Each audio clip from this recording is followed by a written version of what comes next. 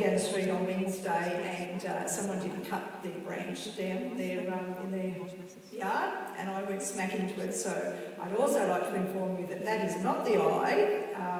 The eye that I've got the black eye in is my right eye. Where I've got the prosthesis or the implant is in my left eye. So what eye doesn't look normal is the normal one. Okay, so I suppose, as the introduction said, that on 22nd of May 2012, I was the first research participant to undergo the surgery to have the implant put in.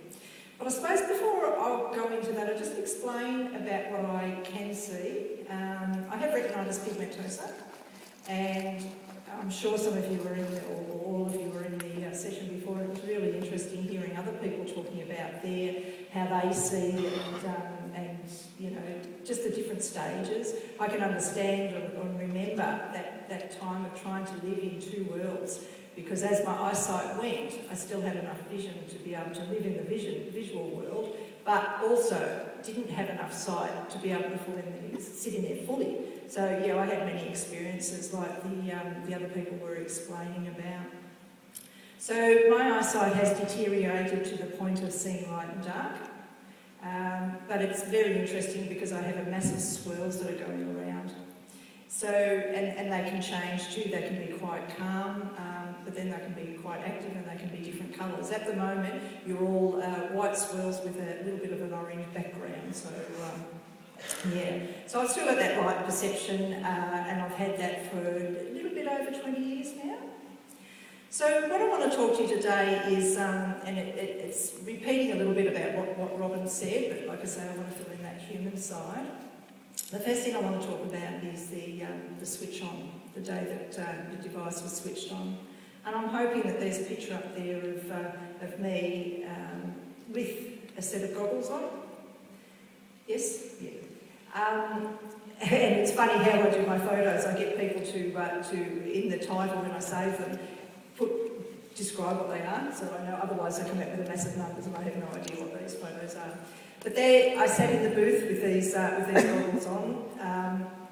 I suppose I should mention that the wire, and I'm pointing for those who can't see me, I'm pointing to the point in my eye where most people would call them crow's feet, but I call them smile lines.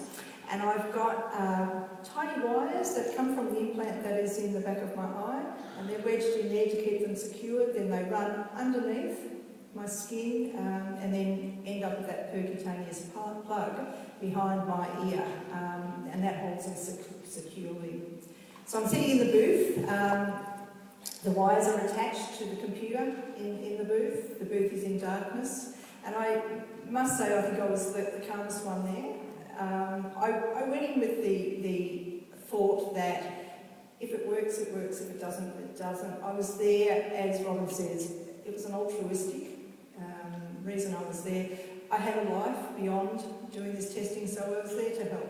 I was help the scientists and the researchers and the engineers to see if their implant was going to work. So I can remember sitting there. There was actually a cameraman in the booth. I could see the light from his camera, and I could hear the mouse going click, click, click, click, and then there'd be a gap. And I'm thinking, oh, is that when I should be seeing something? I had no idea what I was looking for. Click, click, and it repeated a few times. No, just all these swirls in my eyes. And then it happened again, and I thought, oh, hang on. I think it was a little black flash. And I describe it like a splinter. So, click, click, click, click again, I saw it again. So it wasn't something that I'd imagined, it wasn't something that I'd misinterpreted. One of the scientists in the room explained to me that when I was saying what I saw corresponded exactly to the current that was being sent to me. And that was the beginning of it on that day. Yeah, it was, let's do this, let's do that. There was one phosphine, which is what the scientists call the spots of light. It just filled up, and I must say the electrodes are the left eye, but what I see is on the right side of my vision.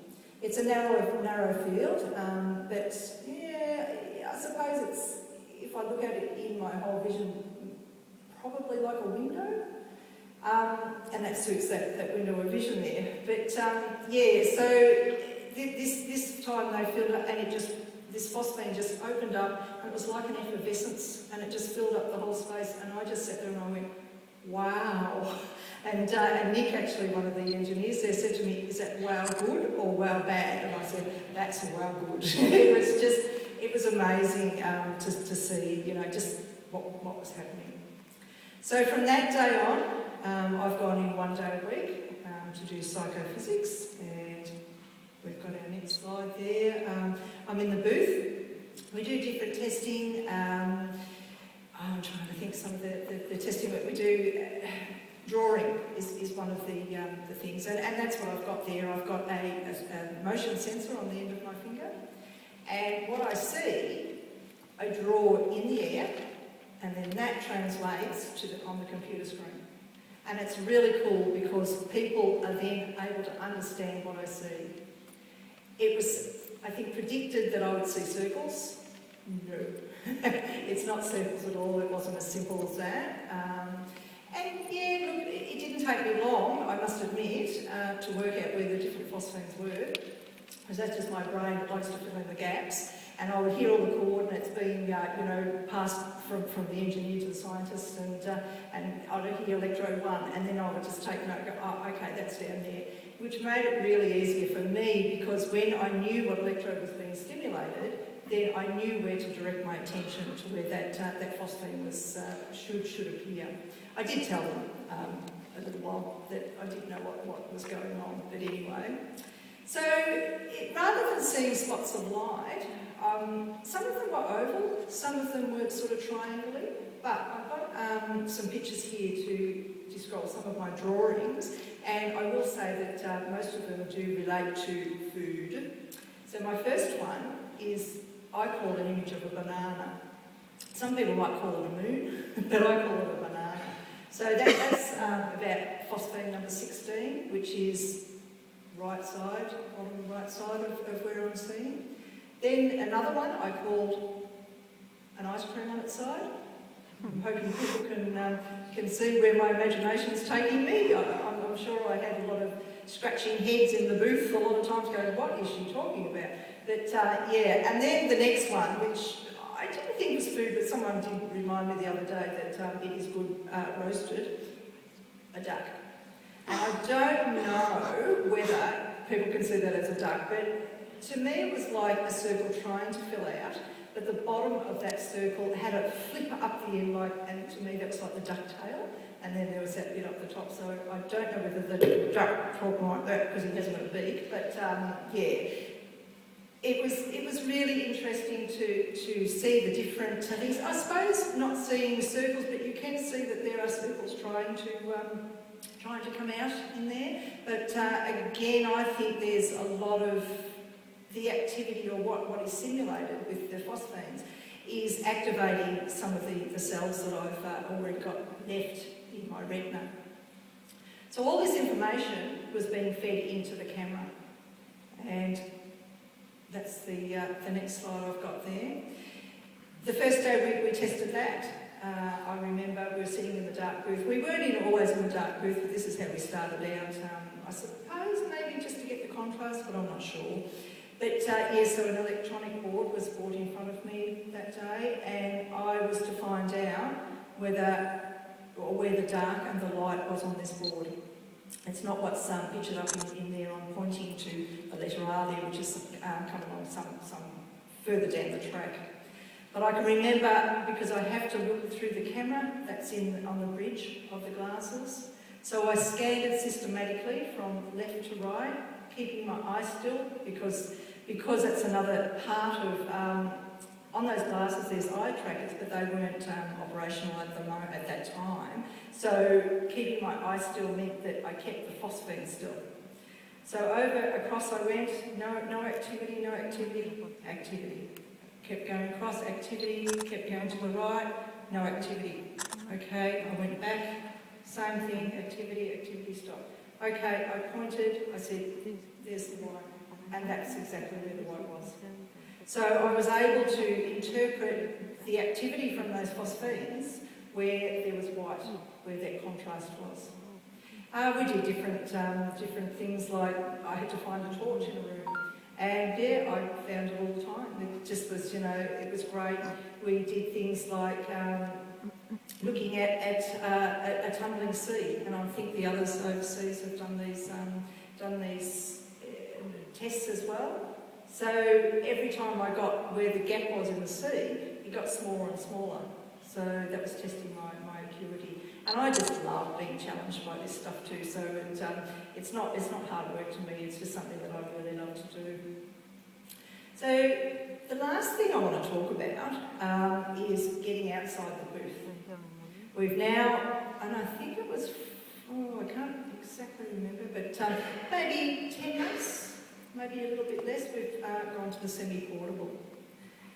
So you can see, hopefully, by why it's called a semi-portable, and for those who can't see it, or can remember when you've got a pack on your back to fight fires, that's exactly how I felt when I put it on. It's quite weighty, you do get used to it. It's the same with the goggles. When I first put them on, I thought, oh, these are sort of encompassing, but you do get used to them, and I put them on now and I hardly even feel them there.